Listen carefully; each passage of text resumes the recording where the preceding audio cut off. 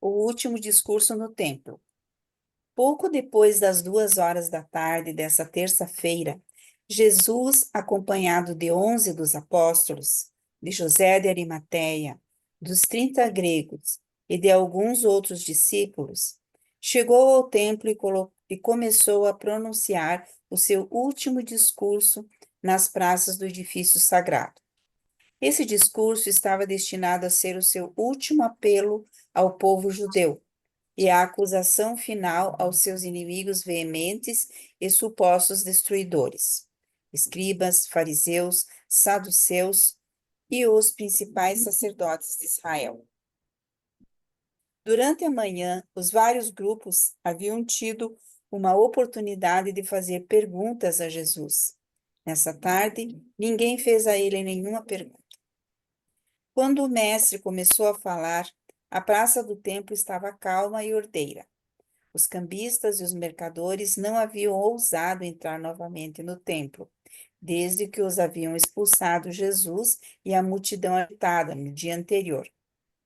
Antes de dar início ao discurso, Jesus olhou com ternura para a audiência ali, que muito em breve ouviria a sua fala de despedida pública e de misericórdia à humanidade, combinada com a última das suas denúncias aos falsos instrutores e fanáticos dirigentes dos judeus.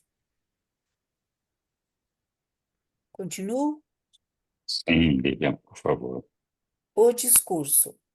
Durante esse longo tempo em que estive convosco, percorrendo o país de um lado a outro, de cima a baixo, proclamando o amor do Pai aos filhos dos homens, muitos têm visto a luz pela fé, têm entrado no reino do céu. Em acréscimo a esse ensinamento e pregação, o Pai tem feito muitas obras maravilhosas, chegando mesmo a ressuscitar da morte. Muitos doentes e aflitos foram curados porque creram. Mas toda essa proclamação da verdade e curas de doenças não abriram os olhos daqueles que se recusam a ver a luz e que estão determinados a rejeitar esse evangelho do reino. De todos os modos compatíveis com a vontade do meu Pai, eu e meus apóstolos temos feito todo o possível para viver em paz com nossos irmãos, para estar em conformidade com os quesitos razoáveis das leis de Moisés e das tradições de Israel. Persistentemente temos buscado a paz, mas os líderes de Israel não a querem. Ao rejeitar a verdade de Deus e a luz do céu, eles alinham-se com o erro e as trevas.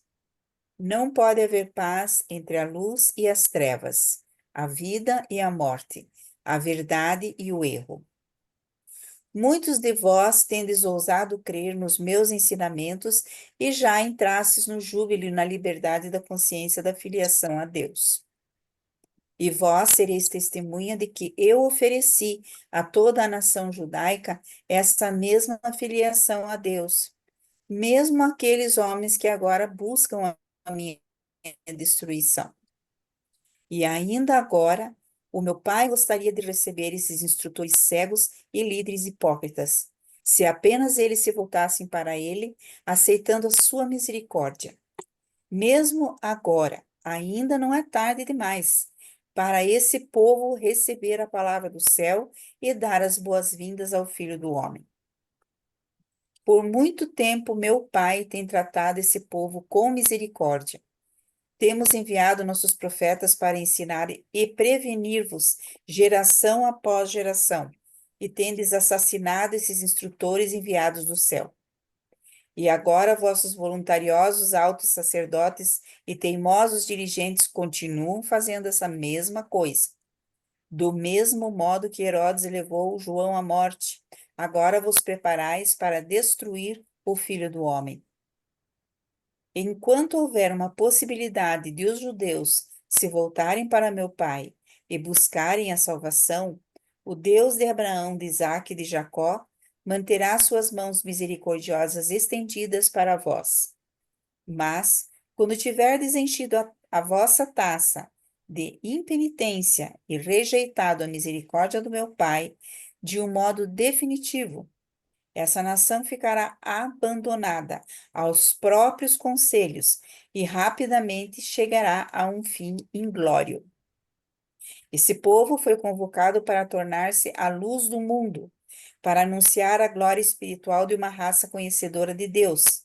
Mas, até agora, vos distanciastes tanto do cumprimento de vossos privilégios divinos, que vossos líderes estão a ponto de cometer a loucura suprema de todos os tempos, pois estão à beira de rejeitar finalmente a dádiva de Deus a todos os homens e para todos os tempos, a revelação do amor do Pai dos céus e todas suas criaturas na terra, a todas as suas criaturas na terra.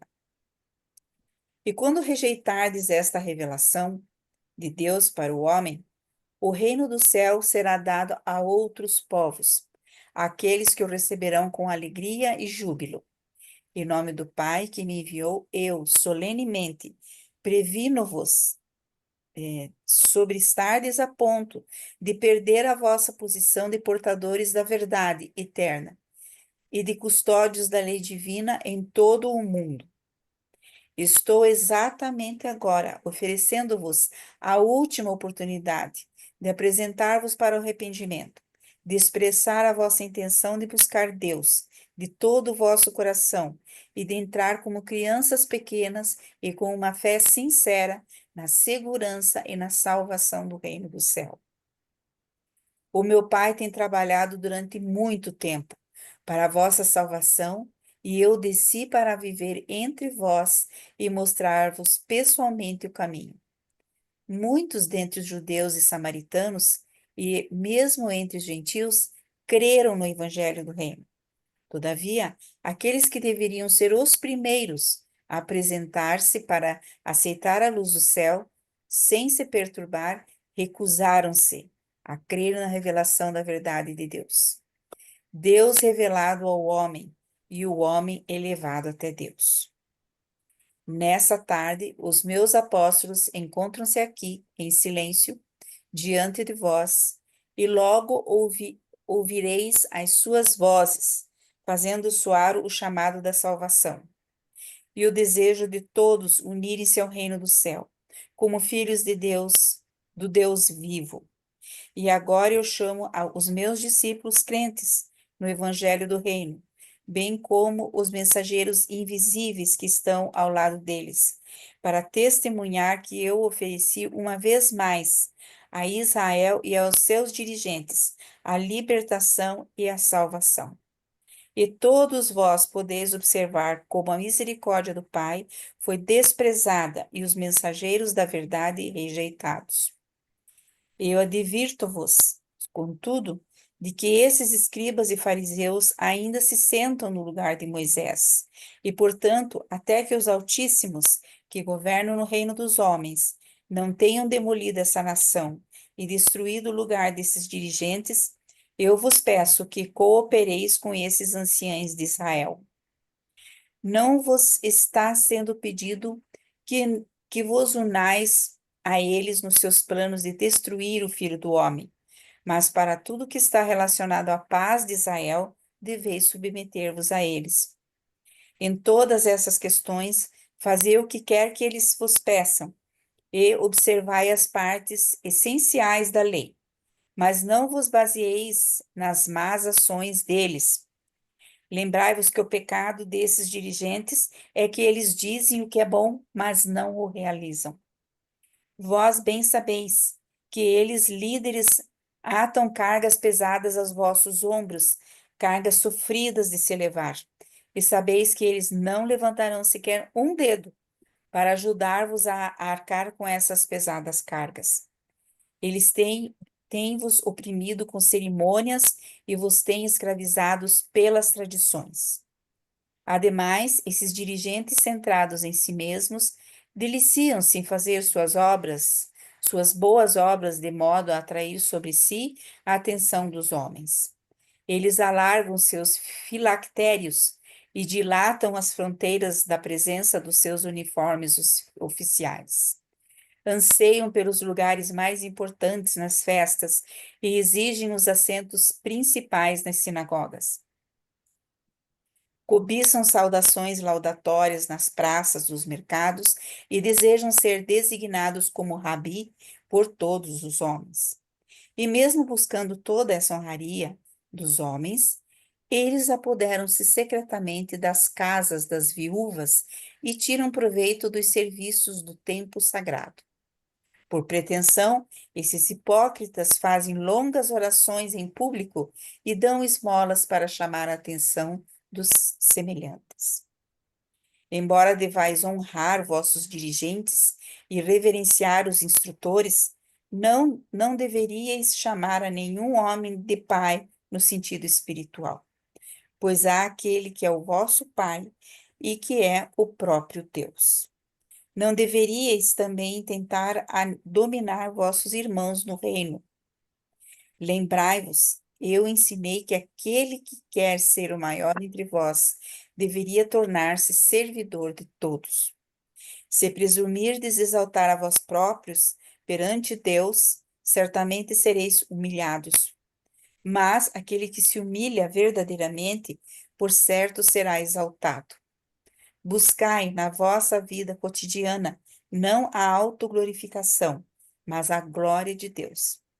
Subordinai inteligentemente vossas próprias vontades à vontade do Pai nos céus. Obrigado, Lilian. Por nada, obrigada. Bom, nós podemos continuar a leitura aqui, que ainda tem bastante coisa desse discurso de Jesus. Vou interromper aqui para fazer um pouco de discussão e depois continuar. O que que vocês acham que é melhor? Dá para interromper. Eu também Vamos acho que pode interromper. interromper. Aham. Ok. Então, vamos lá. Comentários sobre esse discurso de Jesus? Então, dá a impressão ali que realmente os judeus foram escolhidos para que a salvação fosse entregue. Eles são, vamos dizer, eles se dizem, mas foram o povo escolhido, só que rejeitaram o próprio Filho de Deus, né? E ali deixa bem claro que isso partiu dos sacerdotes, dos sumos sacerdotes e todos ali, né? Porque eles não queriam perder o poder. Eu vejo assim. Mas Verdade. isso permite que a gente, de repente, é que a gente não, o livro ele afasta qualquer tipo de karma, qualquer tipo de sina, mas quando o livro traz tão claramente que houve essa perda dessa oportunidade e que a destruição estaria próxima, eu também fiquei com essa.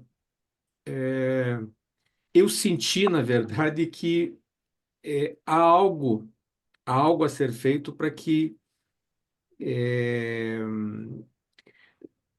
essa destruição que houve por duas vezes de Jerusalém, eu senti que, na verdade, ela não terminou ali, né? A impressão que dá, e eu volto a repetir, o livro afasta qualquer tipo de possibilidade de karma, de sina, de maldição sobre povos, até porque essa história, essa ideia de que o descendente possa responder por ações dos seus ascendentes, isso não existe, né?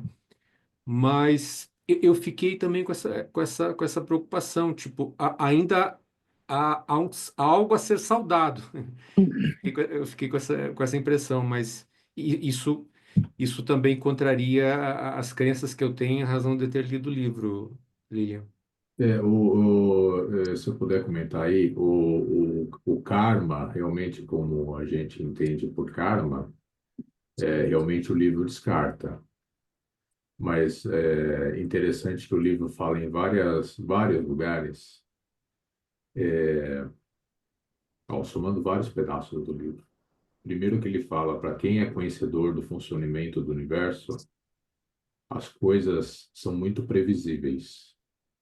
A única coisa que deixa o mundo mais imprevisível é a personalidade. Isso daí ele fala no livro em vários lugares. seja, com respeito às pessoas e às relações, você tem um nível de imprevisibilidade, mas com respeito aos fatos e às consequências, elas são, de certo modo, previsíveis. E uma má ação, é, por uma questão de previsibilidade, gera uma consequência. Então ele fala ali que em vários lugares, você vê na parte de Adão, você vê na parte de Dalamátia, você vê na parte da rebelião, você vê mesmo nos judeus, que todo o mal, o erro, a iniquidade leva a danos. E esses danos, algumas vezes, eles não são só pessoais, eles são os danos da nação. Os filhos sofrem com os danos. Isso não é karma. Isso é simplesmente consequências das ações, né? E assim, com respeito ao povo, acho que no comecinho do quarto tomo, é falado por que essa região dos semitas, né, os povos semíticos, foi escolhido para que Jesus estivesse, né? Ali era um lugar que estava tendo um renascimento muito grande e um peso muito grande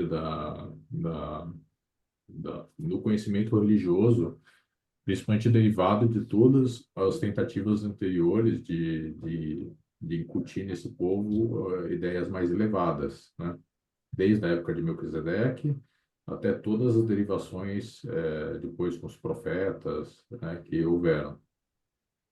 Então, realmente, foi um povo que teve uma oportunidade única, né, e que, por uma coisa que ainda existe hoje, eles jogaram essa oportunidade no lixo, tá?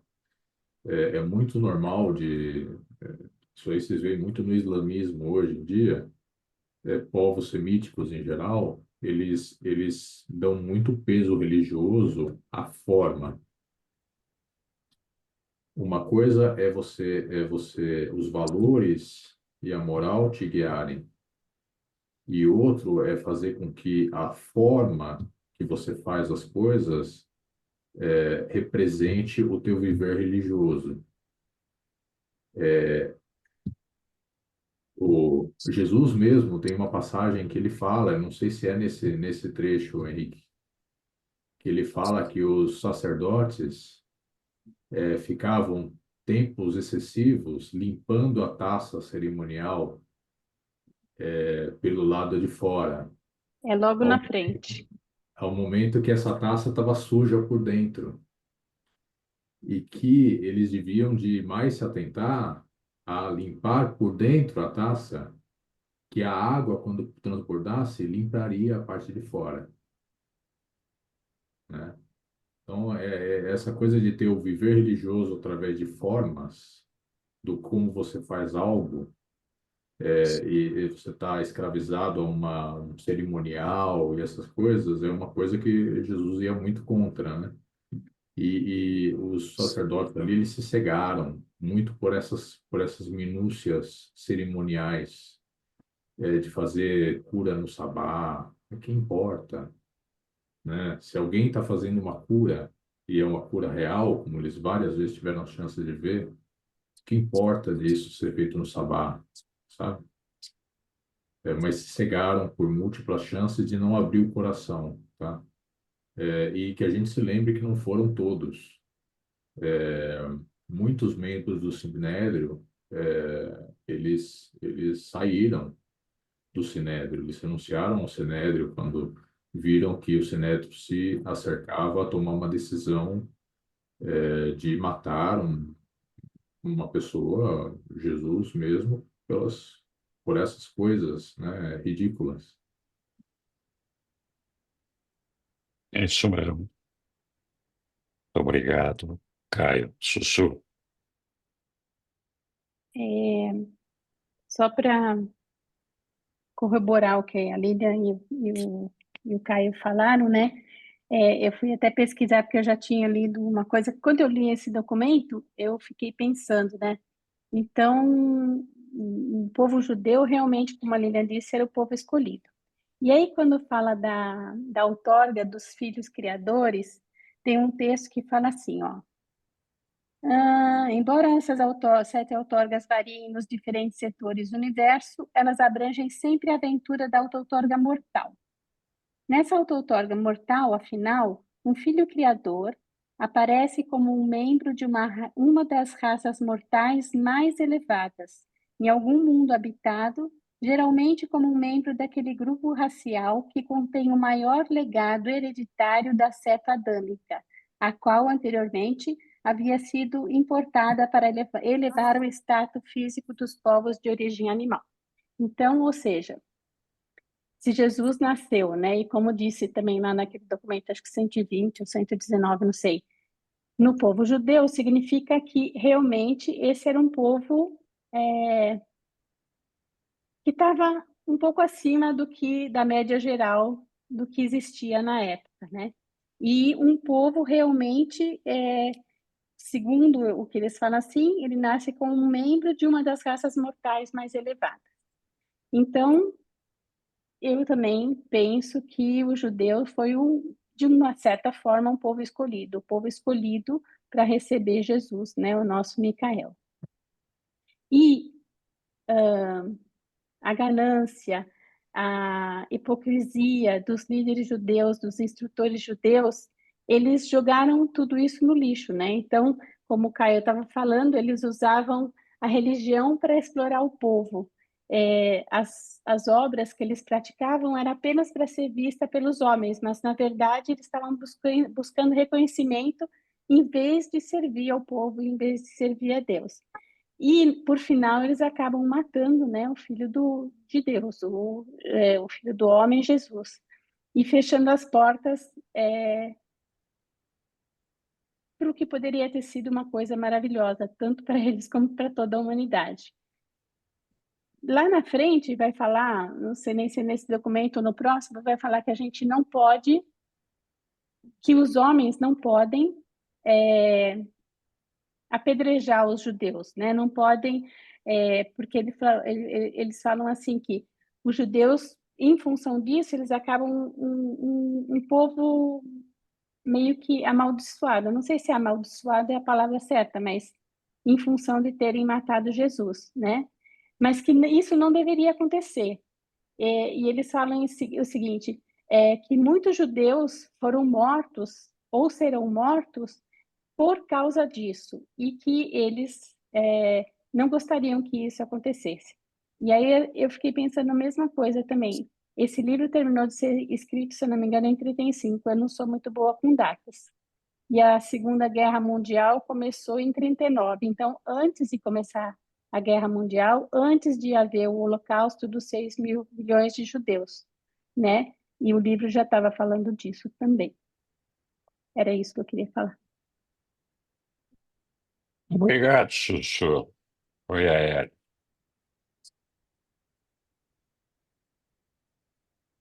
Boa noite a todos, bom vê-los. Boa noite. Para não perder o costume, eu vou pedir ao Henrique que coloque na tela o parágrafo 1 desse texto, 1.1. Certo. Vamos lá, Aéreo. Está na tela. Na verdade, eu confesso que muito do que leio no livro de Urântia conflita com o que eu aprendi na Bíblia, e eu tenho alguma dificuldade de fazer essas harmonizações. Mas a minha dificuldade tem aumentado também em harmonizar o livro de Urântia com o livro de Urântia. Eu tenho algumas afirmações de alguns textos que, no meu entendimento, conflita com outras do próprio livro de Urântia. Eu não vou me estender demasiado, só vou fazer algumas pontuações. No que você colocou na tela, desde a primeira frase, durante esse longo tempo em que estive convosco, percorrendo o país de um lado a outro, de cima a baixo, proclamando o amor do Pai aos filhos dos homens, muitos têm visto a luz e pela fé têm entrado no reino do céu. E me chamou a atenção dois aspectos: a proclamação do amor do Pai aos filhos dos homens e a possibilidade de entrar no reino dos céus, cotejando esse ensinamento de Jesus com o que a religião judaica daqueles tempos proclamava. Não está claro para mim que eles faziam algo muito diferente disso, ainda que não fizesse da mesma forma. Não vou insistir. Vamos adiante. Põe o 4, por favor. Tá lá, Hélio. Por muito tempo, meu pai tem tratado esse povo com misericórdia. Temos enviado nossos profetas para ensinar e prevenir-vos, geração após geração, e teres assassinado esses instrutores enviados do céu. O final da frase é que me chamou a atenção. Do mesmo modo que Herodes levou João à morte, agora vós preparais para destruir o Filho do Homem. Porque nós sabemos a morte de João pelas mãos de Herodes não tem nada a ver com nada disso.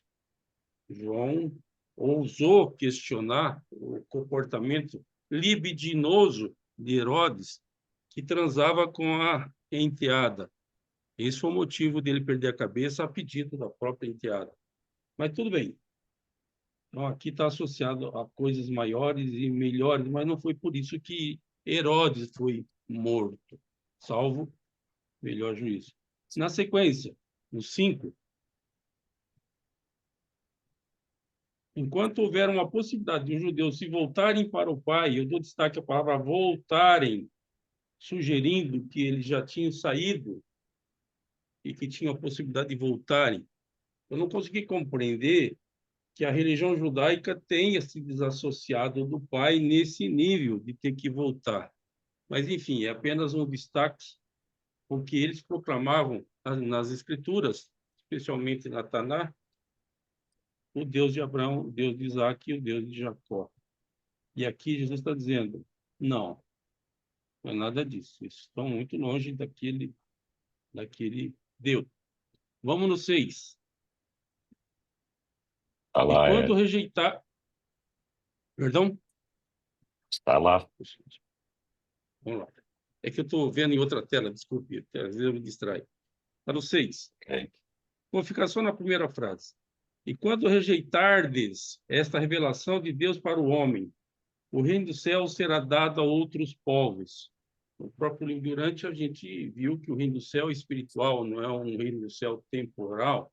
Como é que vai ser dado a outros povos? É apenas uma provocação, que eu não vou me adiantar muito sobre isso. Vamos para o 7. O meu pai tem trabalhado durante muito tempo para a vossa salvação, e eu desci para viver entre vós e mostrar-vos pessoalmente o caminho. Eu conheço textos do livro de Urântia ensinando sobre salvação. É muito claro em falar de salvação em 7 aspectos. No entanto, aqui fica parecendo para mim que a salvação é parecida com o que os cristãos acreditam. O homem nasceu condenado pelo pecado de Adão e Eva, e Jesus veio à Terra para, com o próprio sangue, pagar o preço dessa salvação. Então, aqui, volta de novo para a salvação, sem dar uma explicação muito clara que seja essa salvação, afinal. Se Jesus veio para uma auto-outorga que não tinha nada a ver com esse papo de salvação, aqui no texto gera alguma dúvida. Também é uma provocação. Eu vou parar por aqui. Grato. Obrigado, Hélio. Suas provocações são sempre válidas, mas não vou entrar no mérito e discutir cada uma delas. Eu acho que, a bem da verdade, é uma questão de interpretação da leitura do texto. A minha interpretação é diferente dessas que você fez. Mas tudo bem, eu queria chamar a atenção para outros aspectos desse trabalho de Jesus, desse discurso de Jesus aí no tempo. A primeira é a, a reafirmação dele, se é que a gente pode falar assim, de como foi feito o trabalho dele e dos apóstolos, né? Ele fala que dedicaram ele, os apóstolos, com paz, com amor, com misericórdia, com bondade, amizade, levar o amor do Pai para todos os povos. Então, ele destaca num dado momento ali, o fato de que a atitude dele, dos apóstolos, foi sempre uma atitude amigável, sempre uma atitude amorosa, uma atitude de irmandade. E aí ele está convidando os, os sacerdotes do templo a acordarem, né, para se juntarem a eles. Estão oferecendo de novo a amizade e a misericórdia para todos eles, né? E, ao mesmo tempo, o perdão. E, junto com isso, o alerta: olha, é, eu não quero apavorar ninguém, mas se vocês não mudarem de ideia, o desfecho dessa situação toda não vai ser bom. Então, assim, em nenhum momento Jesus ameaçou a eles. Então, eu acho que fez um alerta para que ver se eles acordariam e para ver se traria para ele todos esses sacerdotes para que se juntassem a ele, os apóstolos, e finalmente aceitassem conhecer o reino de Deus, né? Então, assim, ele não só praticou o amor, a amizade, a paz, com seus apóstolos ao longo da sua vida, como ali naquele momento, sabendo que ele ia morrer, que ele ia ser crucificado, ele não perdeu a serenidade. Ele ainda convidou todo mundo: olha, gente, acorda aí, ó, juntem-se a nós, conheçam aquele evangelho que eu estou pregando, né? Então, para mim, isso mostra ali uma serenidade, uma lucidez de Jesus, de até mesmo naquele momento estar tentando resgatar os seus filhos e impedir que eles sofressem o castigo final, que certamente seria o castigo da extinção daquelas personalidades.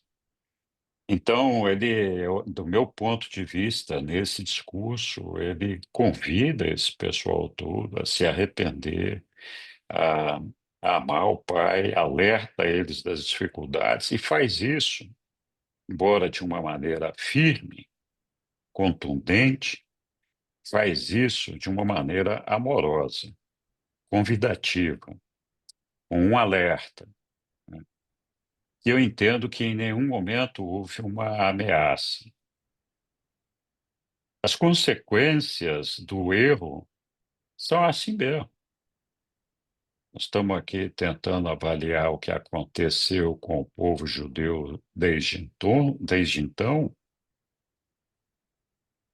e, de fato, nenhum filho paga pelos erros dos seus ancestrais. Não faz sentido isso. Mas, continuadamente, o povo judeu tem sido castigado. Mas eu entendo que esse castigo é uma mera consequência da atitude deles de não ter em nenhum momento reconhecido a paternidade do nosso Pai conforme pregado por Jesus. Ou seja, geração após geração, eles continuaram negando esse ensinamento de Jesus. Não só eles, mas como outros povos. Ora, nós sabemos que a negação a Deus tem um destino certo. Não, não é uma casualidade, é uma escolha nossa. Então, eu não acho que houvesse ali qualquer tipo de karma ou de praga ou de alguma coisa que dissesse: não, cara, vocês agora vão estar marcados o resto da vida, né? É, mas mas é a minha interpretação. Também acho interessante ele falar de que ele sabe do destino do povo judeu, ele sabe que os sacerdotes vão sofrer, ele sabe que as coisas ali vão à bancarrota, mas ainda assim ele fala para o povo para cooperar com os anciões do templo ali. Porque a não cooperação seria cooperar no sentido irmanado, né? Não de seguir exatamente as orientações deles. Mas a não cooperação seria a rebelião, seria ficar contra eles e antecipar os eventos das coisas negativas que estavam por vir, né?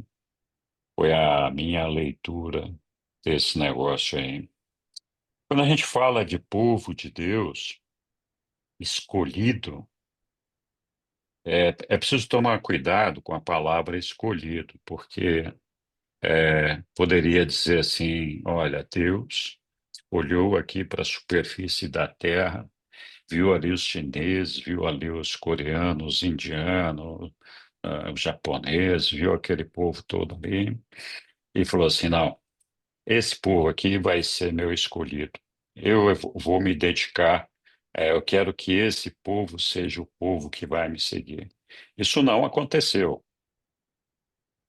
Deus não fez uma escolha de um povo pelo livre-arbítrio dele, de dizer: olha, eu quero que esse aqui seja o povo. Na verdade, foi bem o contrário.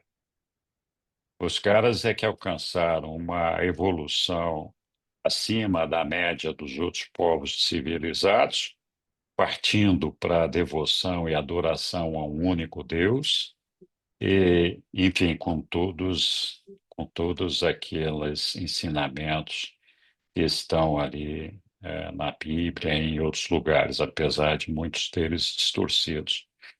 Então, foi uma escolha do povo. O povo escolheu a Deus, talvez de uma maneira errada ali.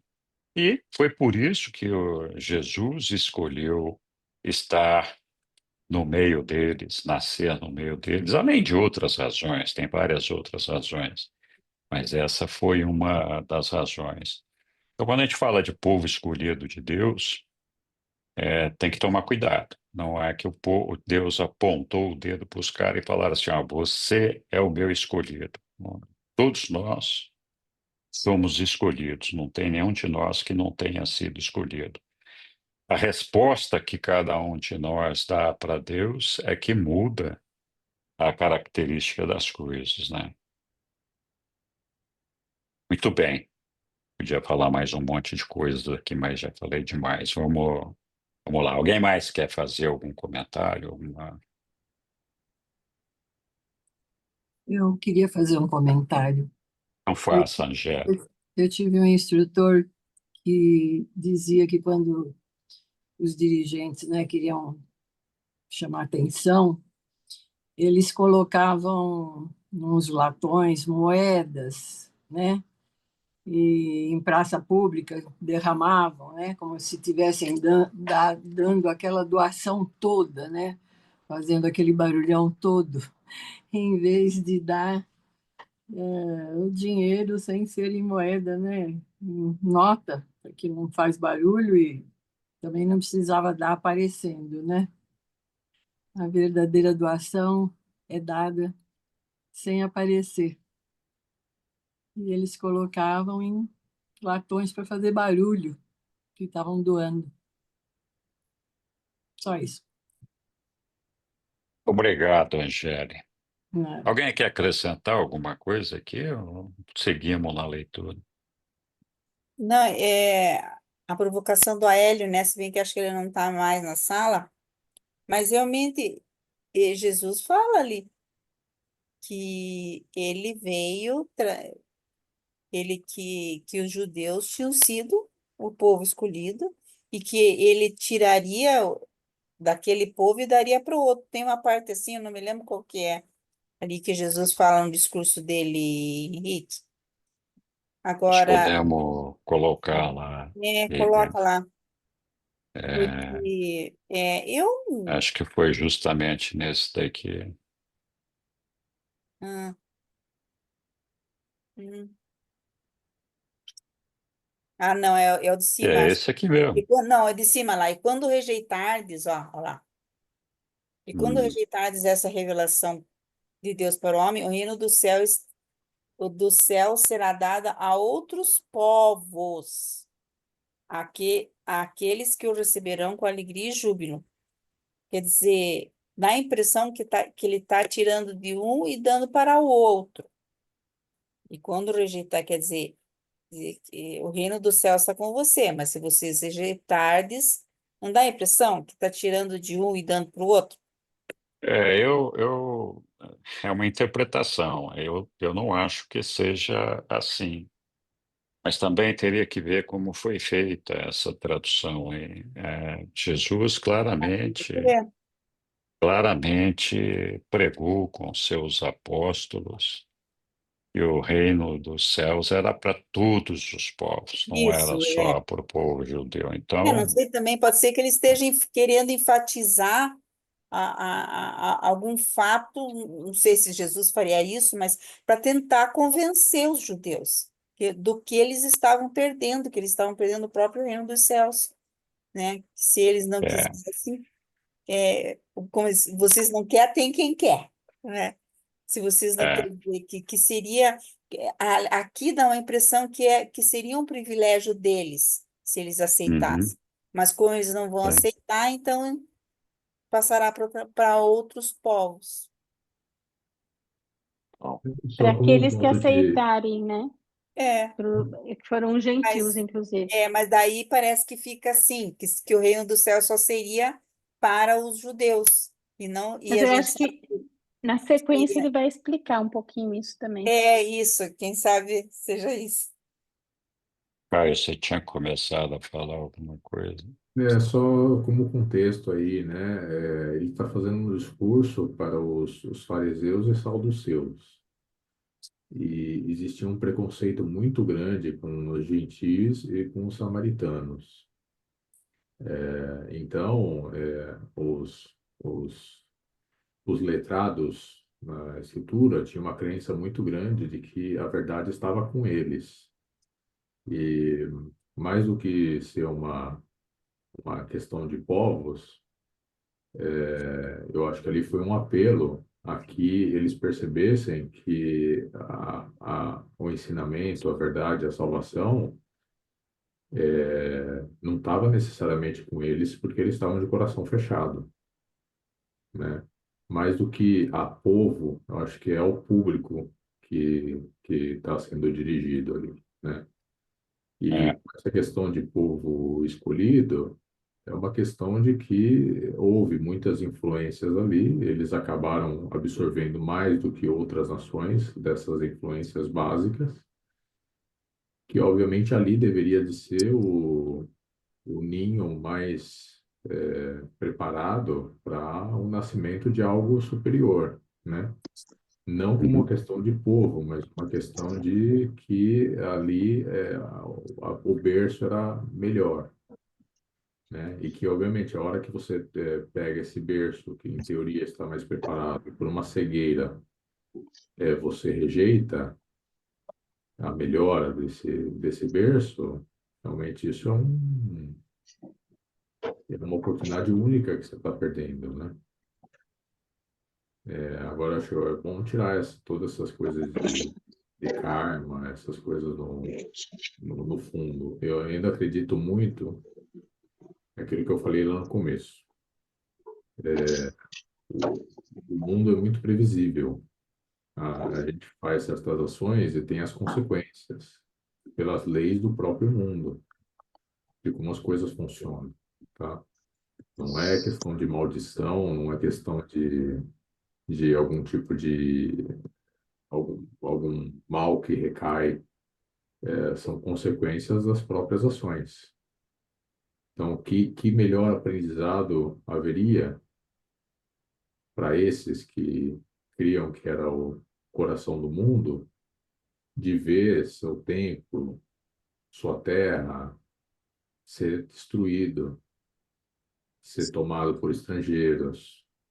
Tá? Eles tinham ainda essa noção de um Deus racial. Isso aí é muito explicado lá num pedaço que eles falam do cativeiro na Babilônia, de um Deus racial que era um Deus superior. E muito do que era entendido como um Deus superior era um Deus que realmente fazia uma nação superior, né?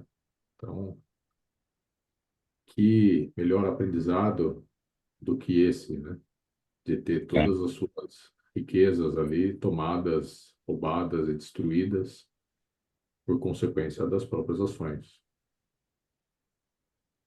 exatamente. Obrigado, Caio. Oi, Roberto. Você está pacientemente aí aguardando a vez. Diga lá. Pacientemente feliz de ouvir a interpretação sua e a do Caio. Eu quero concordar muito com o que você falou, o Caio também, e quero adicionar que, no meu entendimento, Jesus e Deus, ele sempre fala para a pessoa. Na verdade, ele quer chegar na pessoa. E é cada indivíduo, cada pessoa que toma essa decisão. O Caio lembrou que é muito previsível o mundo. É previsível se você vê um povo, um grupo, ou uma pessoa num certo padrão de comportamento, você sabe mais ou menos o que vai acontecer. E não apenas o povo judeu, mas em geral o ser humano tem aquela história, eu estou no grupo que vai ser salvo. Eu sou parte da instituição dos escolhidos de Deus. Isso é um padrão. E quando a gente entra nesse padrão mecânico de eu sou a classe do grupo dos salvos, a gente não percebe que o Salvador vivo chegou. E é isso que Jesus disse. Vocês destruíram os profetas. Vocês estão com um ego religioso tão inchado, achando que a salvação está tão garantida, que vocês se esquecem da experiência com Deus vivo. Vocês se esquecem na arrogância do ego intelectual de eu já estou salvo, eu já faço parte do tan-tan-tan, chega o próprio Filho de Deus e vocês nem percebem. Vocês estão na religião da mente, vocês estão na religião do intelecto, vocês estão na religião da erudição, do mais erudito, vocês não estão na religião pessoal da vida. E aí vocês não percebem. E aí vocês matam os salvadores, matam os profetas. Esse padrão de ação que Jesus está falando, eu creio que para aqueles indivíduos que estavam ouvindo, esse em geral é um padrão do ser humano, da religião de autoridade do intelecto. O que é a religião da mente? É a religião eclesiástica. Tem um livro, tem um ensinamento, e você se adequa àquele ensinamento, àquela religião de autoridade, intelectualmente. E você não vive a verdadeira religião do Espírito, que é a cada momento, a cada momento. É isso. Perdão se eu falei muito, mas, em resumo, eu acho que Jesus Cristo e Deus sempre fala para a pessoa. Sempre. É sempre uma experiência pessoal, a cada palavra, a cada experiência. Muito obrigado, Roberto, pela colaboração aí. Muito bem, pessoal. Alguma outra observação, comentário? Eu fui ver no inglês a palavra peoples, né? Que é peoples que eles usam ali, e foi traduzido como povos, mas também significa pessoas. Uhum. O sentido, o significado do contexto de algumas coisas num idioma, muitas vezes é difícil de encaixar da maneira correta num outro idioma. Eu concordo com o que o Roberto falou, de que, e também o Caio, de que Jesus estava se dirigindo ali àquele público, né? Fala, olha, vocês aqui, esse público aqui, é, que são os escolhidos do reino de Deus, os escolhidos de Deus, não querem ouvir Deus, Deus vai procurar outro público, né? Então, eu ainda acho que a interpretação literária, a tradução ali, não está no contexto certo, mas vale aquilo que a gente conhece de todo o ensinamento. Mas obrigado por ter pesquisado lá, Lilian. Mais alguém? Eu quero dizer que até hoje Deus está procurando outros povos que continuem processando esse conhecimento do Pai, essa conexão. Veja bem, nós estamos com o livro de Urântia, né? Como que um livro como esse continua no mundo, na vida, e se a gente pensar em termos de templo, a gente pode pensar em termos dos recortes da realidade, daquilo que o homem é capaz de conceber e processar como pessoa mesmo, como indivíduo. Então, eu acho muito triste lembrar sempre da morte de Jesus, porque eu acho que estava assim, todo mundo ficou com ele. E foi muito pesado ficar vivo e com ele, e ele morto. E até hoje a gente está processando dentro de nós como é que a gente pode estar com ele vivo, né?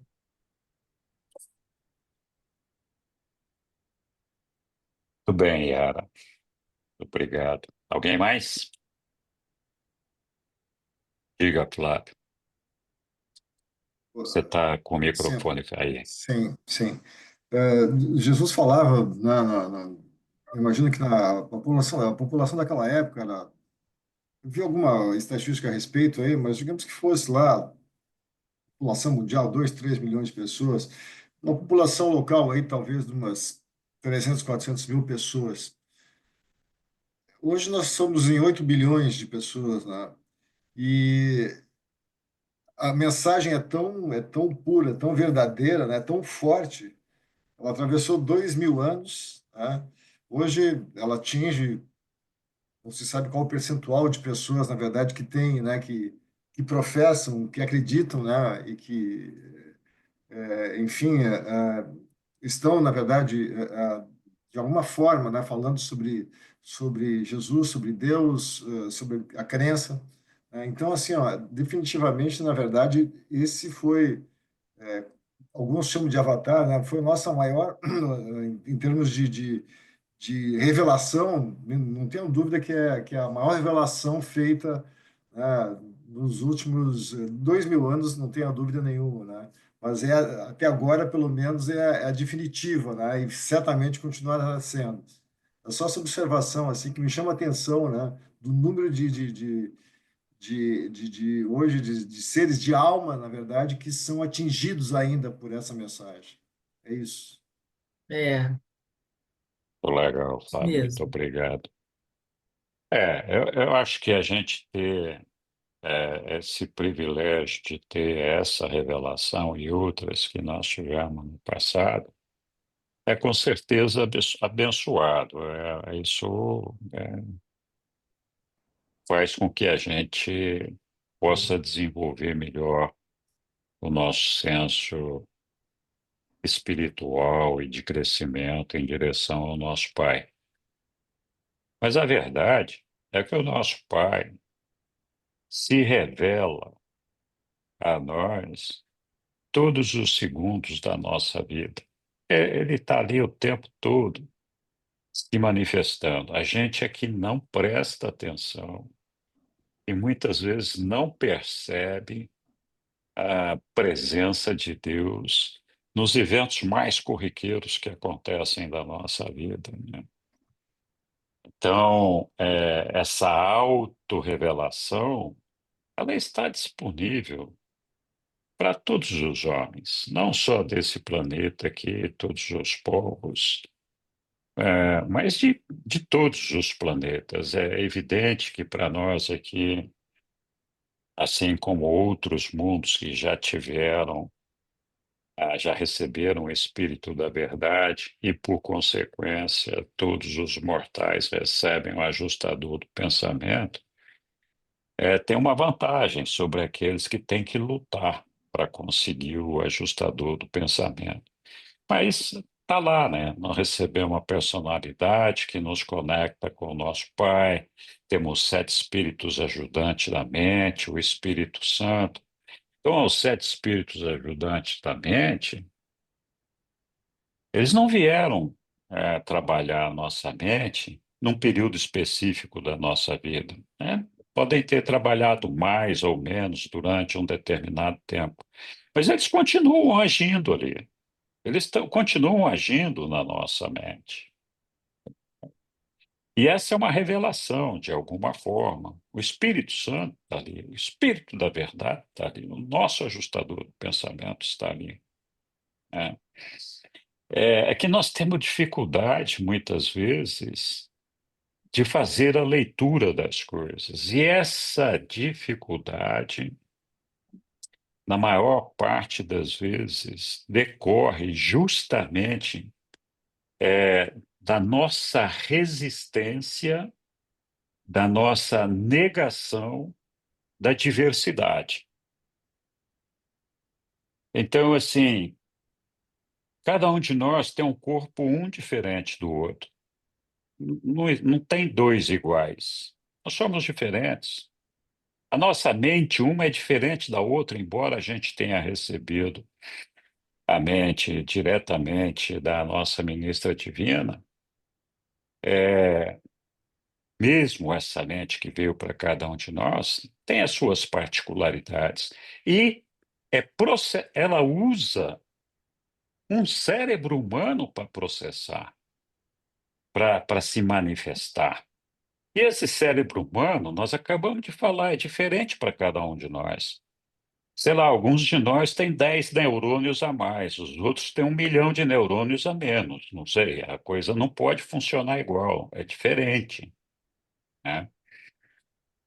Além dessa questão, da diferença física e da diferença mental, nós temos as diferenças espirituais também, né? A gente recebe a energia do Espírito do Pai, a energia do Espírito do Filho, a energia do Espírito Infinito.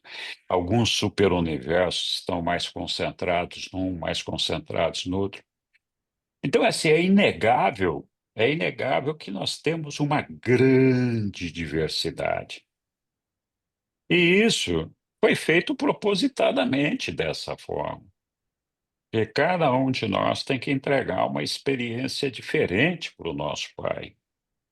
Cada um de nós tem uma experiência a ser desenvolvida que não pode ser substituída nem por um novo ser. Ou seja, se nós não dermos conta de fazer a nossa parte, não vai ter um cara que vai nascer de novo da mesma forma, exatamente igual a mim, para cumprir aquilo que eu não cumpri.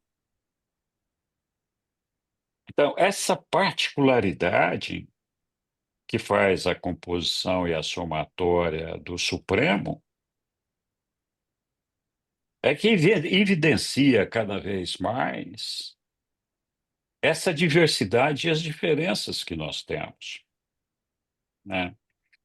Então, o nosso problema diário está em harmonizar essas coisas, está em aceitar essas diferenças, aceitar essa diversidade.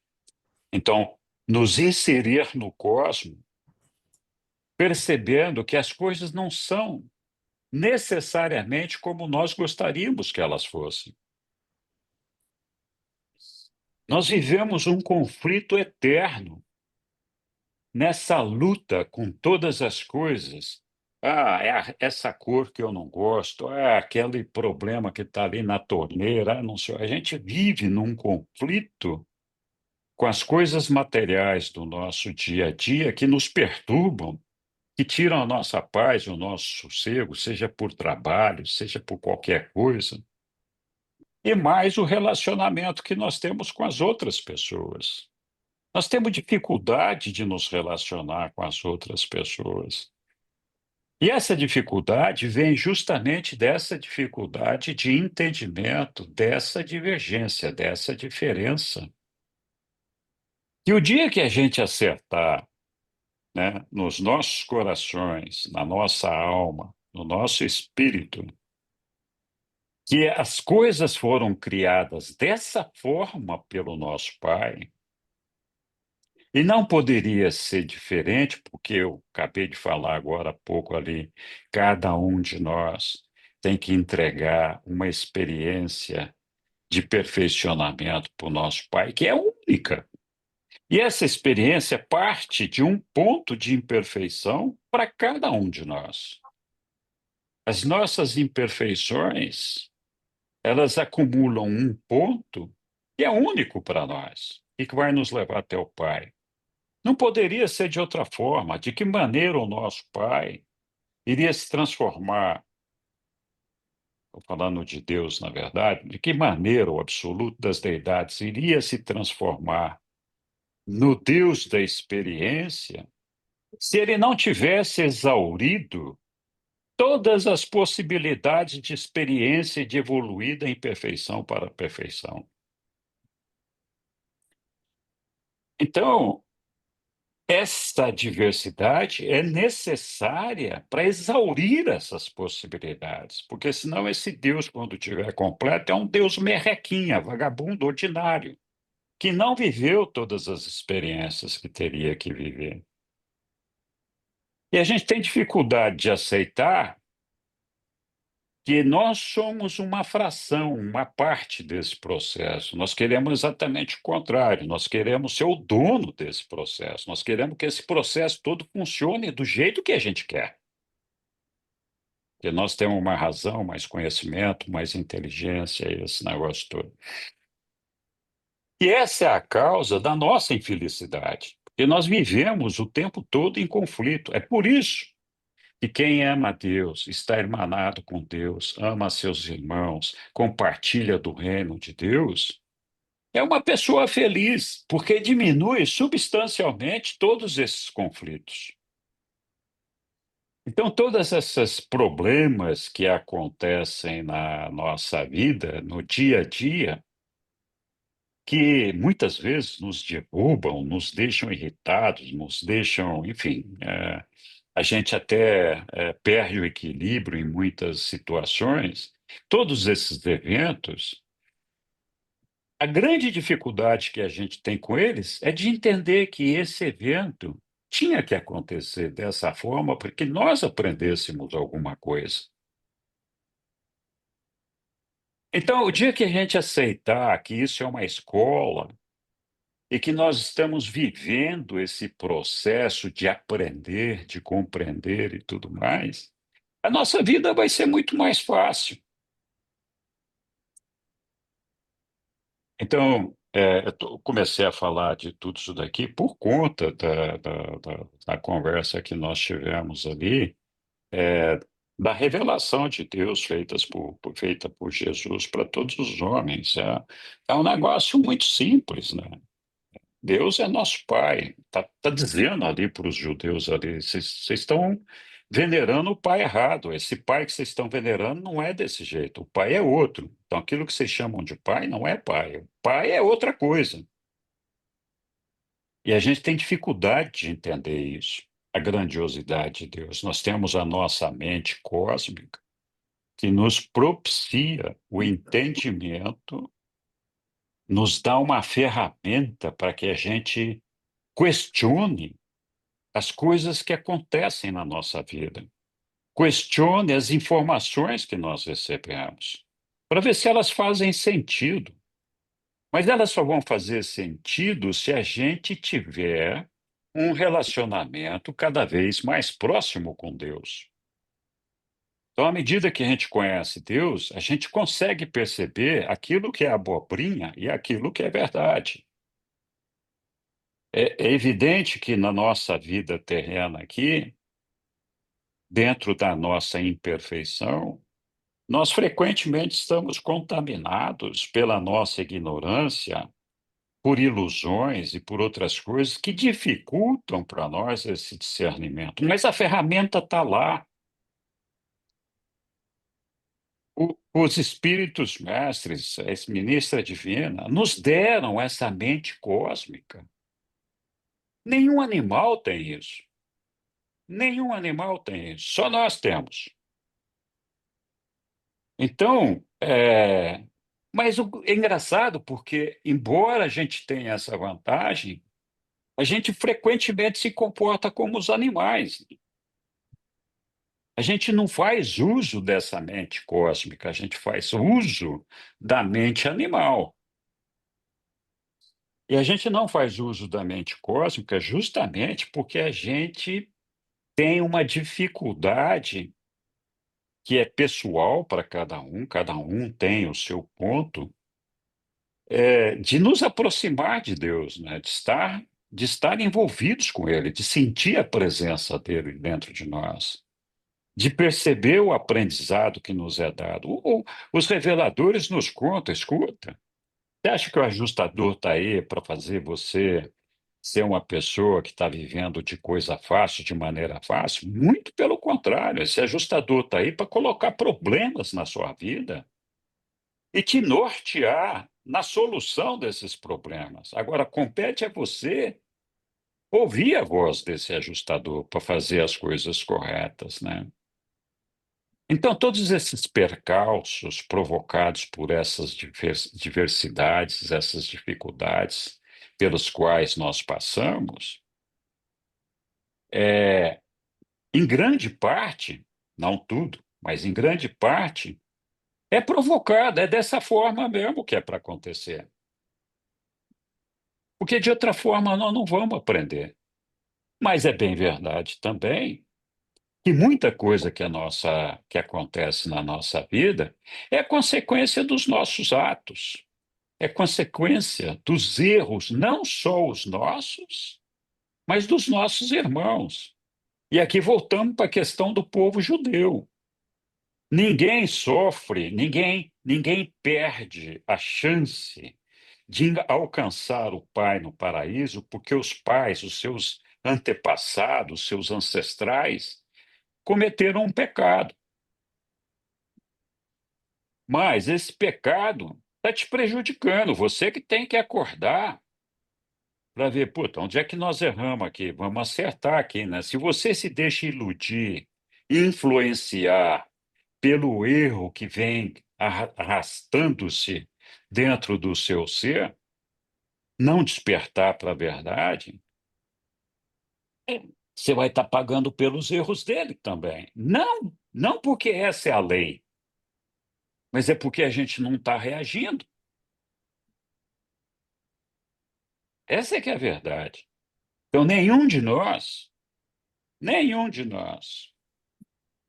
perde a chance de alcançar o nosso Pai se não for por uma decisão exclusivamente nossa.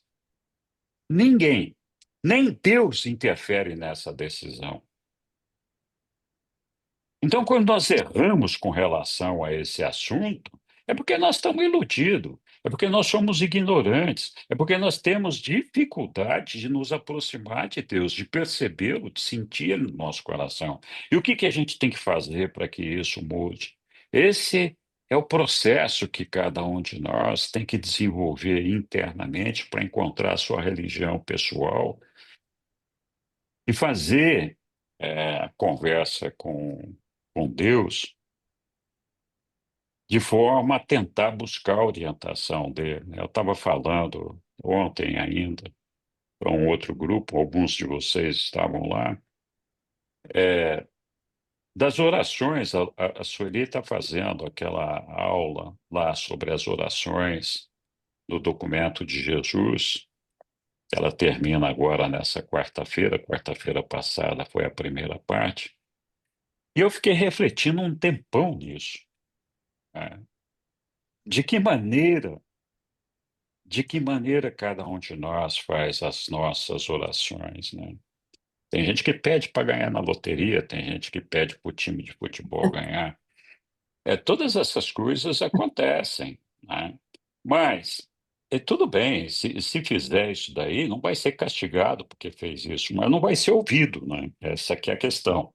Então, Jesus falava: olha, você tem que conversar com seu pai, tem que bater um papo com ele, tem que levar um lero, tem que ser uma coisa íntima, né?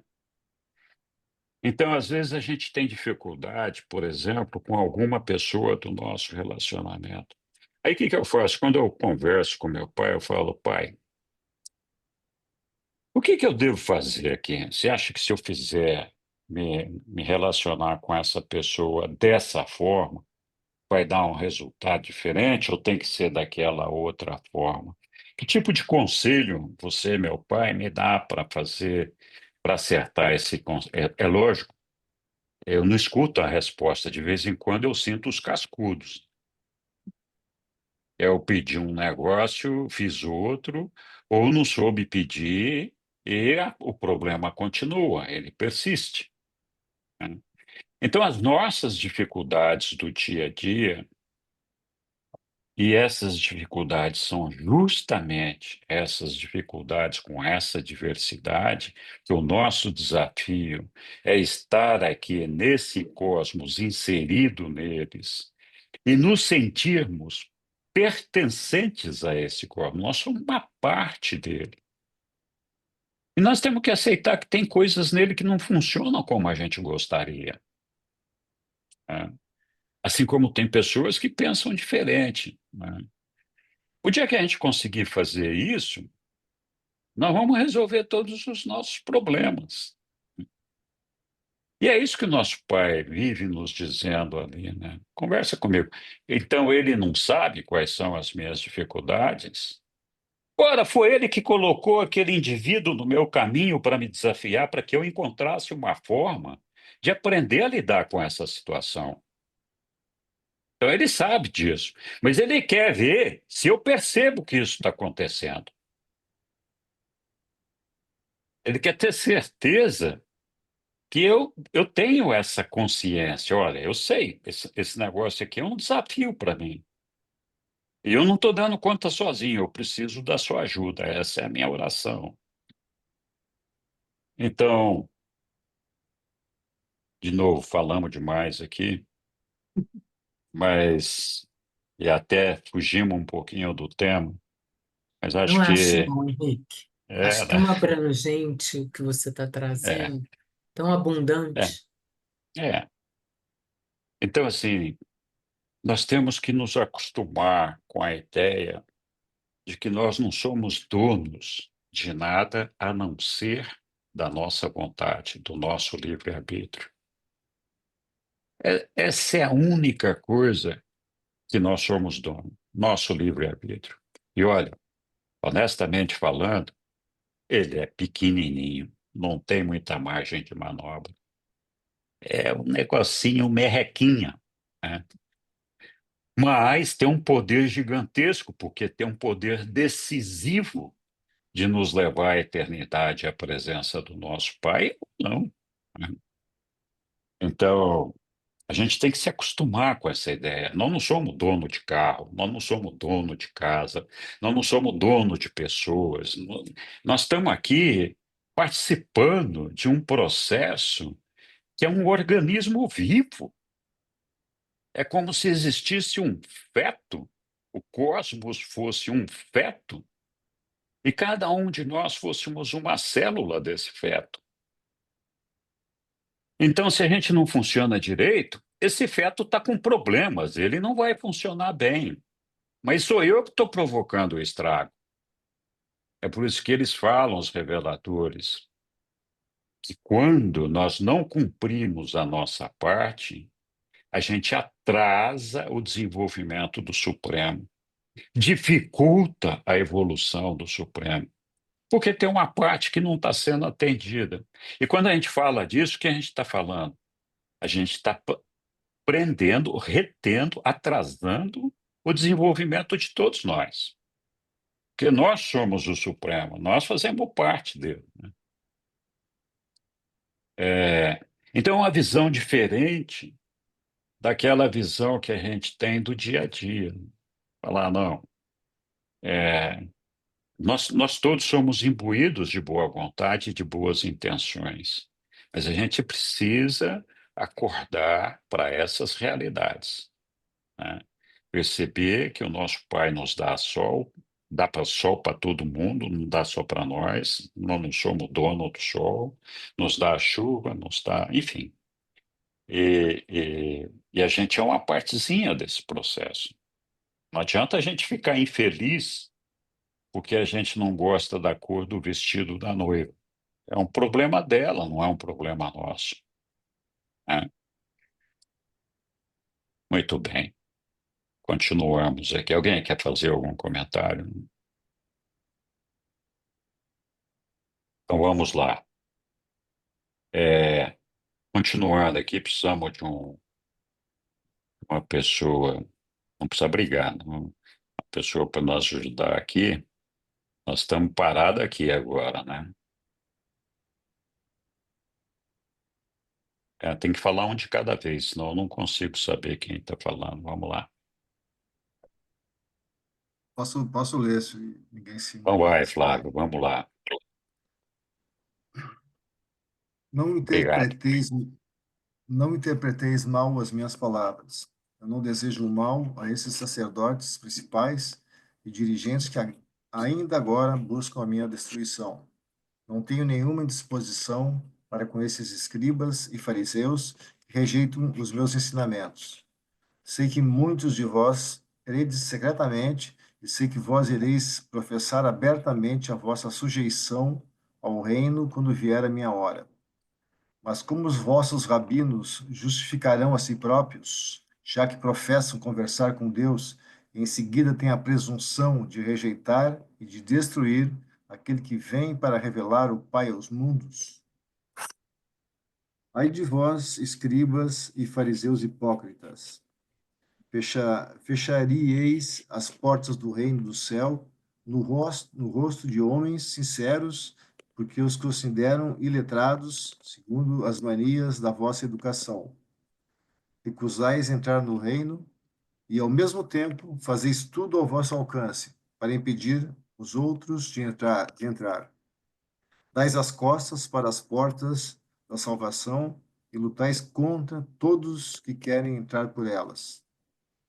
Ai de vós, escribas e fariseus, porque sois hipócritas.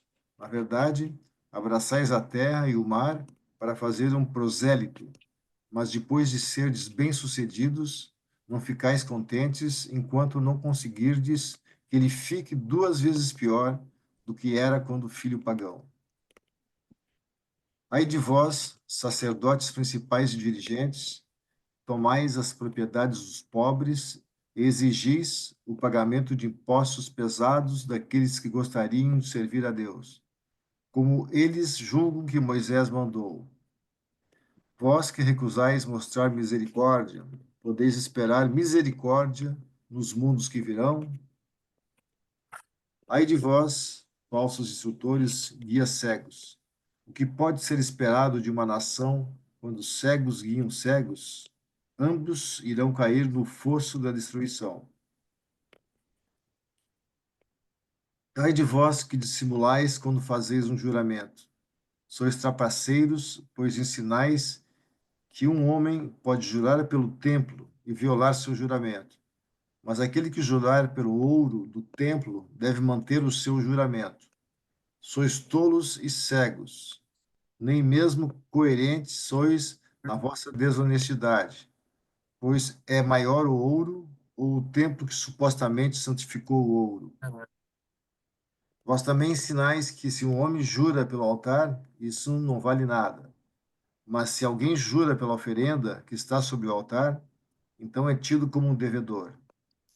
De novo, sois cegos para a verdade. Pois qual é a maior? Qual é a maior? É a maior. A oferenda ou o altar que santifica a doação? Como podeis justificar tal hipocrisia e desonestidade à vista do Deus do céu? Ai de vós, escribas e fariseus e outros hipócritas que asseguram o dízimo da menta, do anis e do cominho, e ao mesmo tempo desconsiderareis as questões de mais peso da lei: fé, misericórdia e juízo. Se fosseis razoáveis, cuidaríeis de um, mas não teríeis abandonado os outros. Sois realmente guias cegos e educadores estúpidos. Filtrais os mosquitos, engolis o camelo. Ai de vós, escribas, fariseus e hipócritas, pois sois escrupulosos ao limpar o lado de fora da taça e do prato, quando lá dentro permanece a sujeira da extorsão, dos excessos e da tapiação.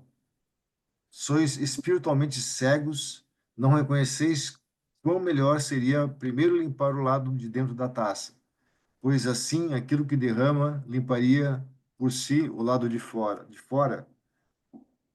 Réprobos, perversos, executais os atos exteriores da vossa religião para estar em conformidade com a letra da vossa interpretação da lei de Moisés, enquanto vossas almas estão impregnadas de iniquidade, repletos de assassinatos. Ai de vós, ai de todos vós, e rejeitais a verdade e desprezais a misericórdia. Muitos de vós sois como os sepulcros esbranquiçados, que por fora parecem belos, mas por dentro estão cheios de ossos de homens mortos e de toda sorte de podridão. E ainda assim, vós que rejeitais conscientemente o conselho de Deus, mostrai-vos externamente aos homens como santos e justos, mas por dentro vossos corações estão cheios de hipocrisia e de iniquidade. Ai de vós, falsos guias de uma nação, haveis construído um momento para os profetas martirizados de outrora, enquanto fazeis complôs para destruir aquele de quem eles falaram. Ornai as tumbas dos justos e vos gabais de que, caso tivesseis vivido na época dos vossos pais, não teríeis matado os profetas. Mas então, apesar desse pensamento presunçoso, estáis prontos a assassinar aquele de quem os profetas falaram, o Filho do Homem. Porquanto fazeis essas coisas, dais vós mesmos o testemunho de que sois filhos perversos, daqueles que mataram os profetas. Ide então e preenchei até transbordar a taça da vossa condenação. Ai de vós, filhos do mal, João chamou-vos com razão de filhotes de víboras, e eu pergunto, como podereis escapar do julgamento que João pronunciou sobre vós? Mesmo agora, porém, eu ainda vos ofereço misericórdia e perdão em nome do Pai. Ainda agora ofereço a mão amorosa da fraternidade eterna. O meu Pai enviou homens sábios e profetas a vós, a alguns vós os perseguistes, e a outros assassinastes. Então apareceu João, proclamando a vinda do Filho do Homem, e a ele destruístes após muitos haverem acreditado no seu ensinamento. E agora estáis prestes a derramar mais sangue inocente. Não compreendeis que um dia terrível de prestação de contas virá, em que o juízo de toda a terra exigirá desse povo que explique por que rejeitou, perseguiu e destruiu todos os mensageiros dos céus? Não compreendeis que devereis prestar contas desse sangue justo derramado, desde o primeiro profeta morto na época de Zacarias, assassinado entre o santuário e o altar? E se continuardes no vosso caminho de perversidades, essa prestação de contas pode ser exigida ainda desta mesma geração. Ó Jerusalém, os filhos de Abraão que apedrejastes, os profetas os profetas e assassinastes os instrutores que vos foram enviados. Mesmo agora, eu gostaria de reunir os vossos filhos, como uma galinha reúne os seus pintos sobre as asas, mas não quereis. E agora despeço-vos de vós. Ouviste a minha mensagem e tomaste a vossa decisão. Aqueles que creram no meu evangelho estão agora a salvo no reino de Deus. A vós que escolhestes rejeitar a dádiva de Deus, eu digo que não mais me vereis ensinando no templo. A minha obra em vosso favor está feita. Vede, agora saio com os meus filhos, e a vossa casa é deixada para vós, em desolação. E então o mestre sinalizou aos seus seguidores para que saíssem do templo. Obrigado, Flávio.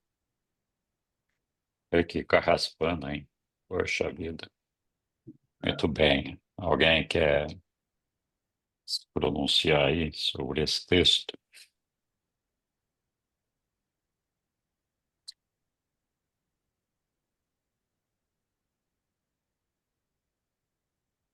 Na verdade, é, não tem muita novidade. Jesus está sendo empático aí na coisa. A gente estava falando agora há pouco do livre-arbítrio, a gente escolhe o que a gente vai fazer. Tudo tem um preço. O nosso Pai não vai tomar decisões por nós. Nós é que decidimos. Então, esses ensinamentos, essa pregação de Jesus para os sacerdotes do templo aí, é válida para todos os homens da terra, né? Deus está aí, disponível, acessível para todas as pessoas. Algumas têm o privilégio de ter a presença do Pai diretamente ali, do nosso Micael. Mas a verdade é que nós temos o nosso Pai dentro de nós, o nosso ajustador do pensamento. E sim, a gente tem dificuldade de percebê-lo, mas essa dificuldade vai diminuindo à medida que nós o buscamos, à medida que nós tentamos encontrá-lo. Então, a gente tem que aceitar a ideia de que se a gente fizer a escolha errada, nós vamos nos perder nesse caminho. É exatamente isso que Jesus está falando. E é impressionante como ele não desiste de dar oportunidade para que todo mundo possa é, reconsiderar e se realinhar com Deus para buscar a salvação eterna, né? E é impressionante como algumas pessoas ficam iludidas, né? Não conseguem enxergar. Mas acho que, basicamente, o texto de Jesus aí é um alerta sério, válido, perfeitamente para todos nós, né? Temos que refletir, pensar quais são os valores da nossa vida, o que que nós queremos buscar, qual é a ideia que nós temos do nosso Pai. Se não temos uma, vamos formar uma, né? De que maneira? Buscando o nosso Pai, buscando percebê-lo, né? É, e a verdade é que todos nós acreditamos na existência dele.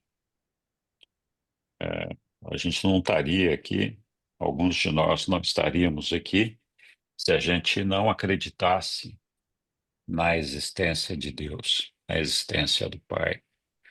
Então, esse é o primeiro passo, né?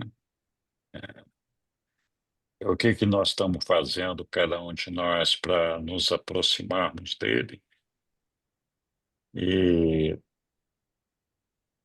estreitar esse relacionamento e esse conhecimento que nós queremos ter dele, né? É como uma pessoa, ele é uma personalidade. Assim como a gente se aproxima de uma pessoa para conversar, para conhecer aquela pessoa, saber daquela pessoa, a gente tem que se aproximar de Deus da mesma forma. Esse é o trabalho da personalidade. Tudo bem, alguém mais quer fazer algum comentário sobre essa, esse sermão de Jesus, esse discurso para todos os sacerdotes do templo aí? Eu acho que esse discurso só poderia ser feito por Jesus, porque ele conhece os corações, né? E ele conhece, ele sabia que eles eram sepulcros caiados mesmo. Viviam de rituais, viviam de explorar o povo, né? Então, ele realmente fez um discurso de apelo veemente e ao mesmo tempo acusador, né? Falou com todas as letras, mas ele conhecia realmente, né, para quem falava. Ele sabia que ele ia ser Envolvia. assassinado pelos caras. Também, né? Mas É, eu digo, ele conhece o coração das pessoas, sim, né? Nós não sim. temos essa capacidade que Nós Jesus não, tem. nós não temos estava falando mais cedo com o Caio, esse insight, É, Hum, hum. certo? É, isso é verdade, Miriam. Algum outro, uma outra observação? É uma esperança, sabe, Henrique? Hum, Porque, na realidade, a gente conseguiu ouvir, começar a ouvir esse processo da verdade, né, de abertura e da aceitação da verdade. A gente também tem uma outra questão, que é a energia da densidade que existe dentro de nós para realizar qualquer mudança que a gente ainda não processou bem dentro da gente. E aí existe uma cegueira, uma rigidez humana, e nós temos um aparato, na realidade. Quando eu penso que tem um plano a ser realizado, e esse plano se realiza através de mim e de cada pessoa que vai clareando, então, como é realizar esse plano, como é criar um movimento, né? Não é tão simples, a gente não tem essa evolução toda, mas é possível. À medida que a gente escuta, que a gente entra no silêncio, que a gente dá tempo para isso tudo ser fecundado, né, dentro da gente, porque não é, é como você falou, eu também tenho essa experiência viva, não é com palavras que a gente escuta as respostas, é com algo que dentro de nós que quer se mover encontra a possibilidade de se mover de uma forma muito pessoal, muito única. A gente não consegue dizer isso para as pessoas, mas a gente consegue compreender que nós, dentro de cada um de nós, nós estamos nesse mesmo lugar. E sim, eu quero crer que cada um sinta a esperança, né? No momento que é de cada um. Levar isso de hoje aqui, né? Se tem uma palavra que eu vou levar, é esperança, e é, sobretudo, uma esperança em mim também, que desperta nesse lugar de que não é a palavra que eu escuto quando eu busco sentir Deus, mas é através do que eu vou sentindo em mim, é que algo se desperta, algo se organiza, algo se torna consciente. É como se eu passo naquele momento a saber, é aqui, é aqui. É difícil muito falar, bom. é É, difícil falar isso. Cada um de nós desenvolve o seu próprio processo de aprendizado e não poderia ser diferente. Eu acredito, né, que a maneira da gente estabelecer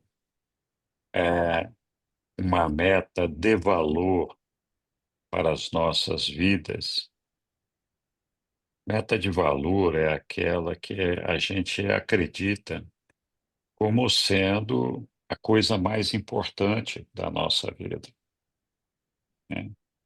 A gente pode traçar inúmeras metas na nossa vida para coisas, significados, mas de valor, aquilo que efetivamente tem valor, é o que nos dá a força da retidão, de dizer, olha, é aqui que eu quero chegar, esse é o meu destino, né?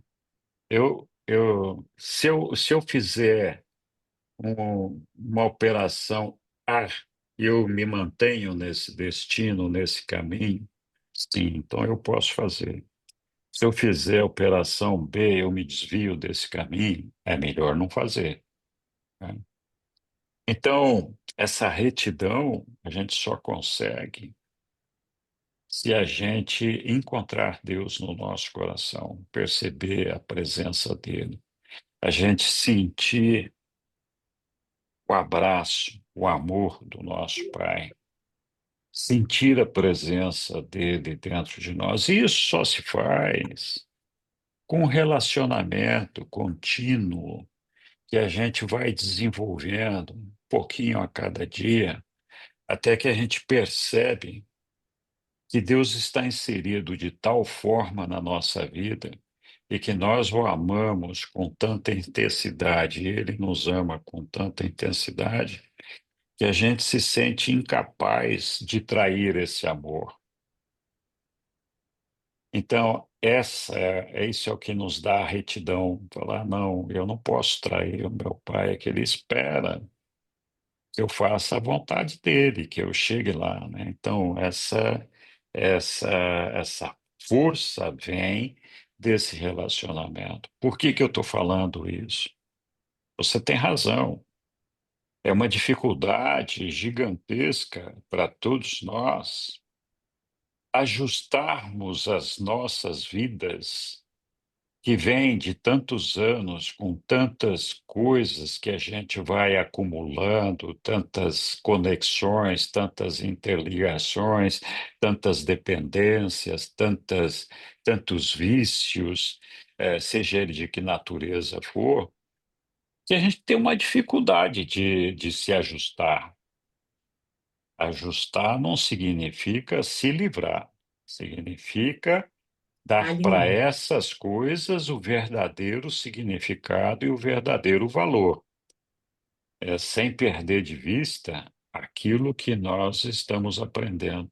Então, a única maneira da gente realmente conseguir fazer esses ajustes é nos agarrando a Deus, percebendo Ele, sentindo a força dentro dele de nós, saber que Ele está ali do nosso lado o tempo todo, em todas as situações. Ele não nos Uhum. abandona em nenhum momento, nem quando nós estamos errando.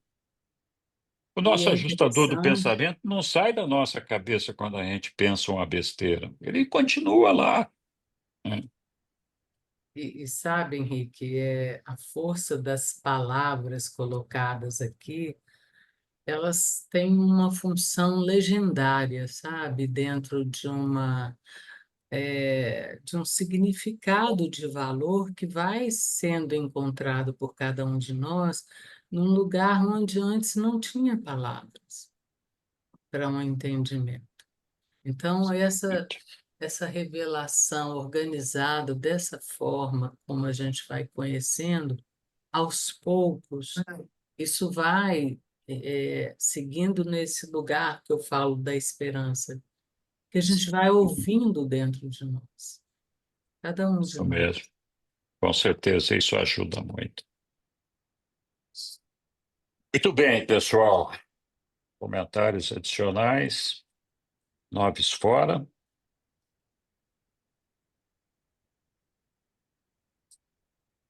A gente vai aprendendo a falar. A gente vai aprendendo. Mas o mais importante é a gente sempre buscar essa conexão com o nosso Pai. Aprendam, temos que aprender, todos nós, em todos os momentos da nossa vida, no nosso dia a dia. Pai, eu vou fazer esse negócio aqui agora. Qual é a melhor forma de eu fazer esse troço? Pede o conselho dele. É, como é que eu vou fazer para demonstrar força, segurança para os meus filhos? Como eu vou fazer para mostrar força, segurança para os meus amigos? Como eu vou ser uma âncora? Como eu vou ser luz para essas pessoas? De que maneira eu faço a tua vontade para que as pessoas possam te perceber de alguma forma através de mim, né? Então, a gente tem que ir conversando, tem que ter esse papo com Deus o tempo todo, né? A gente acha que a gente sempre tem que estar ajoelhado num lugar para estar rezando, tem que ter um monte de amigos junto. Essa conversa é o tempo todo. É, é, eu acho que faz parte desse processo do relacionamento com o nosso Pai, né? E até essa conversa comum entre nós, ela nos prepara para que a gente possa estar e nos acompanhar cada vez mais nessa presença que é entre a gente e o É, nosso Pai, é, para que a gente possa também se acolher nesse lugar, né? é. Eu acho que se a gente tem esse hábito, a gente muitas vezes devagarinho conquista a automestria, que é uma coisa que eu não conquistei ainda. A gente perde a serenidade, perde o equilíbrio em muitas situações, mas quando acontece alguma coisa, a gente fala assim, peraí, deixa eu bater um papo com meu pai aqui para ver o que que ele acha que eu deveria fazer nessa situação, né? Aqueles poucos segundos pode ser o que a gente precisa para não fazer uma besteira e agir precipitadamente, né? E já é uma coisa importante. Muito bem. Diga, Lúcio. Ou é o Balma, não sei. Estou vendo quem está por trás. Deve estar os dois ali, né? Com certeza. Eu queria fazer alguns comentários, chamar a atenção de algumas coisas que sinalizam um ensinamento ainda mais sutil do que a própria crítica contundente que Jesus faz aos sacerdotes, né, aos fariseus. Na verdade, ele está fazendo uma crítica à religião institucional. Ela é muito dirigida para os judeus, porque era a religião institucional da época, mas isso cabe perfeitamente na cabeça dos religiosos atuais, talvez até com mais ambição, mais engano também, né? Mas são assim os detalhes, né? Ele manda limpar a taça por dentro. Ele está criticando porque eles, na verdade, não é só eles, somos nós também, né? Que a gente fica limpando a taça por fora. Na verdade, o que tem que limpar está dentro da taça, né? Aí ele fala e faz uma crítica que eles são túmulos caiados. Quer dizer, a mesma ideia, né? O que tem de ruim que tem que ser aperfeiçoado, os valores, né? As motivações que tem, são mais agressivas, né? Mais animais, está tudo dentro. Quer dizer, é a parte que tem que ser superada, né? Então, o túmulo caiado pressupõe que ele pintou o túmulo, ele está bem bonitinho lá, de mármore e tal, e dentro está porcaria. Então, eu estou cheio de porcaria que eu tenho que estar permanentemente aproveitando esse material para ir purificando e aprendendo. Então, são esses detalhes que a gente tem dificuldade de entender. Ainda hoje é assim, né? Que a coisa está todo o tempo dentro. E aí eu trago para esse comentário uma outra passagem do Eliú, que ele diz que, além da sinceridade, né, a motivação da sua iniciativa tem que ser muito sincera, né? Cada vez mais sincera. Também tem que ter decisões e decisões mais ainda, né? Ele repete essas decisões. E hoje eu entendo bem por que é que ele repete. É porque, como você está internamente vigilante para perceber os movimentos que estão vindo de dentro de você e que precisam ser aperfeiçoados, você tem que ir tomando decisão. Daqui a pouco você comete outro erro, né? Ou outra falha, ou repete a mesma, aí você tem que ir novamente dentro de você, fazer o mesmo exercício, né, de substituição, e o ajustador lá só lhe mostrando, né? E assim você vai ter que tomar decisões e outras decisões mais ainda, como diz o texto do Eliú, porque é exatamente assim. E essa é uma disposição que você tem que ter para poder realmente gerar uma alma nova, né? Criada pela participação do ensinamento de Deus dentro de você e da sua determinação de ser guiado por ele. Então, praticamente o Eliú é o tempo todo ensinando a mesma coisa, né?